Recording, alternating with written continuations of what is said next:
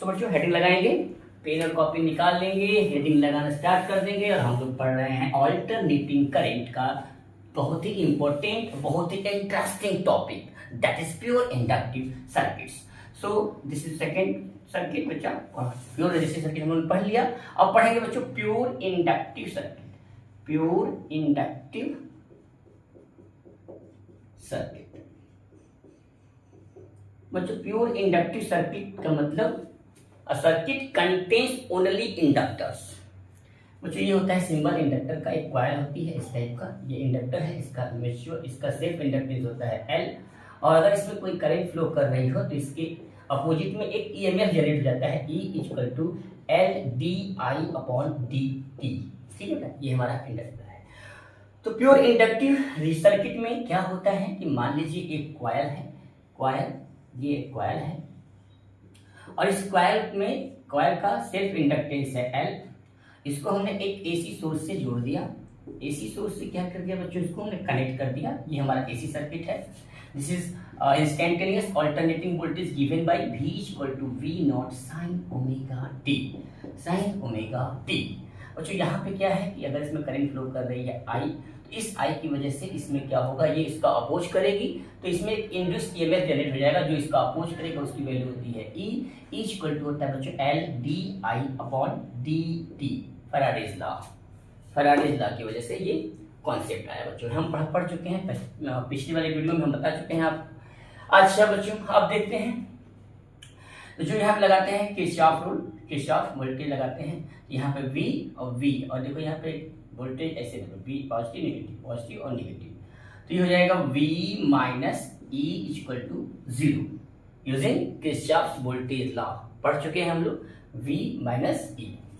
So R V equal to V naught sine omega T हम लोग लिख सकते हैं बच्चों। अच्छा माइनस E, E का मतलब हो गया L D I upon D T, L D I upon D T equal to 0। R L D I upon D T equal to लिख सकते हैं बच्चों, L D I upon D इधर जाएगा, ये हो जाएगा V naught sine omega T.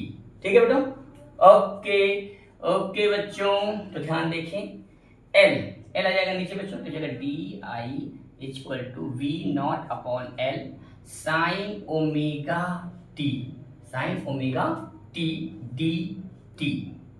अच्छा बच्चों इसको इंटीग्रेट कर देते हैं, integrate on integration, on doing integration. तो इंटीग्रेट करेंगे बच्चों, इंटीग्रेशन लगाएंगे, integration D I equal to V naught alternative voltage, peak voltage, इसको बोलते हैं पीक वोल्टेज, ये कांस्टेंट है बेटा, पीक वोल्टेज, पीक वोल्टेज ये कांस्टेंट है, और इंडक्टर का जो इंडक्टेंस है सेल्फ इंडक्टेंस L ये भी कांस्टेंट है, तो इंटीग्रेशन से बाहर निकल जाएगा V naught upon L integration sign omega T D T. यहाँ तक समझ में आ रहा है बच्चों, देख लो।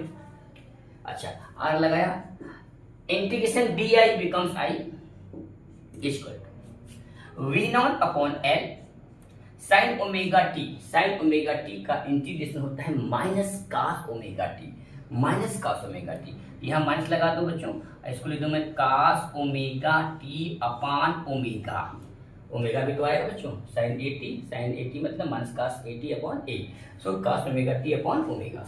इसको मैं लिख सकता हूँ बच्चों R I equal to V naught minus upon L, L L cos omega T, ये ओमेगा यहाँ आ गया L ओमेगा, ठीक है ठीक है ठीक है, cos omega T, cos omega t, यहाँ तक पहले नोट करो बच्चों, यहाँ तक नोट करो। अब इस कॉस ओमेगा टी को हम लोग इस, यहाँ पे देखो साइन ओमेगा टी है, यहाँ कॉस ओमेगा टी है, इसको हम कॉस ओमेगा टी को साइन ओमेगा टी के फॉर्म में चेंज करेंगे।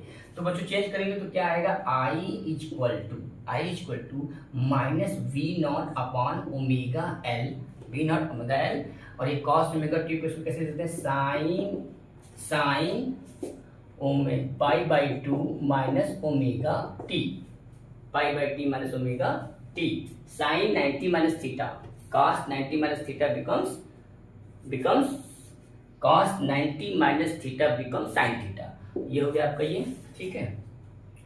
तो बच्चों ये माइनस का साइन इसके अंदर जाएगा, तो ये हो जाएगा हमारा V naught upon omega L sine omega T minus pi by 2 I equal to यहाँ तक नोट करो बच्चों, यहाँ तक नोट करो। देखो दिख रहा है सब बढ़िया से, देखो ठीक है। चलो ओके बच्चों, तो हम बात कर रहे हैं I naught equal to sine omega t. यहाँ तक नोट करो, आगे बढ़ते हैं। यहाँ पे रफ करना पड़ेगा ना बेटा, ठीक। चलो ओके यस। तो बच्चों हम लोग वहां तक पहुंच चुके हैं कि जो ऑल्टरनेटिंग इंस्टेंटेनियस ऑल्टरनेटिंग करंट की जो वैल्यू आई है आई इक्वल टू क्या आया है, V naught upon omega L sine omega T minus pi by 2। यानी कि जो आई है, ये जो अल्टरनेटिव इंस्टेंटेनियस करंट है वो इस वोल्टेज से 90 डिग्री क्या है, पीछे है, मतलब लैग कर रही है। यहां लिख देंगे बच्चों कि करंट जो इंस्टेंटेनियस करंट है आई, करंट लैग्स पोटेंशियल या voltage potential bye 90 degree. 90 degree क्या करेगी बेटा, लैग कर रही है। यानी कि जब करंट मैक्सिमम होगी तो वोल्टेज मिनिमम है, जब वोल्टेज मिनिमम मैक्सिमम होगा तो करंट मिनिमम होगी, और जब वोल्टेज मिनिमम होगा तो current at that time maximum होगी। क्योंकि इसमें जो फेज डिफरेंस आया बच्चों ये पाई बाई 2 का 90 डिग्री का फेज डिफरेंस होता है। अगर कोई प्योर इंडक्टिव सर्किट हो इसी सर्किट में तो उसमें फेज डिफरेंस होता है, वोल्टेज और करंट में 90 डिग्री का फेज डिफरेंस होता है। यानी जो करंट होती है वो वोल्टेज से 90 डिग्री जो है लैग्स करती है। अच्छा बच्चों, इसका बनाते हैं हम लोग फेजर डायग्राम। पहले फेजर डायग्राम देख लेते हैं, फेजर डायग्राम। अच्छा फेजर डायग्राम बच्चों देखते हैं। तो फेजर डायग्राम देखने से पहले हम लोग ये समझ लेते हैं कि जो ये ओमेगा नॉट अपॉन एल है, ओमेगा नॉट जो वी नॉट अपॉन एल है, ये आपका आई नॉट है। I naught equal to V naught upon omega L. बच्चों ओमेगा एल जो है वो एसी सर्किट में एक रेजिस्टेंस की तरह बिहेव करता है। ओमेगा एल जिसको हम लोग बोलते हैं इंडक्टिव रिएक्टेंस। क्या बोलेंगे बच्चों, इंडक्टिव रिएक्टेंस क्या बोलेंगे, इंडक्टिव रिएक्टेंस। फिर डायग्राम के पास कुछ समय के बाद देखते हैं। इंडक्टिव रिएक्टेंस समझ लेते हैं बच्चों। इंडक्टिव रिएक्टेंस ओमेगा एल, इसको हम लोग एक्स एल से रिप्रेजेंट करेंगे, और एक्स एल की वैल्यू होती है बच्चों ओमेगा एल। और हम लोग जानते हैं कि जो ओमेगा होता है वो 2 पाई एफ होता है। Omega equal to 2 pi F. अगर फ्रीक्वेंसी जो है अल्टरनेटिव करंट फ्रीक्वेंसी अगर एफ हो तो ओमेगा इक्वल 2 पाई एफ यहाँ पुट करें तो X L equal to 2 pi F L होता है। अच्छा बच्चों, यहाँ पर जो फ्रीक्वेंसी है वो इंडक्टिव रिएक्टेंस के डायरेक्टली प्रोपोर्शनल है। जब हम ग्राफ खींचते हैं बच्चों एक्स सी एक्स एल और एफ के बीच तो स्ट्रेट लाइन मिलता है। क्या मिलता है बच्चों, स्ट्रेट लाइन मिलता है। यानी जो आपका डीसी सर्किट होता है उसके लिए इंडक्टिव रिएक्टेंस की वैल्यू 0 होती है, इसलिए किसी कॉइल में डीसी सर्किट फ्लो करती है। ठीक है, ये अगली बात याद रखना बच्चों, एक्स एल मतलब इंडक्टिव रिएक्टेंस। अब बच्चों ये रेजिस्टेंस है, इंडक्टिव रिएक्टेंस जो है एक प्रकार का रेजिस्टेंस है। क्या है, रेजिस्टेंस है। और इसकी यूनिट क्या हो जाएगी बच्चों, यूनिट हो जाएगी ओम। ओम जो रेजिस्टेंस का यूनिट होता है वही आपका इंडक्टिव रिएक्टेंस का यूनिट होता है ओम। यहां तक नोट करो बच्चों, चलो जल्दी करो, everyone note it fast. Okay बच्चों, यस यस यस, ठीक है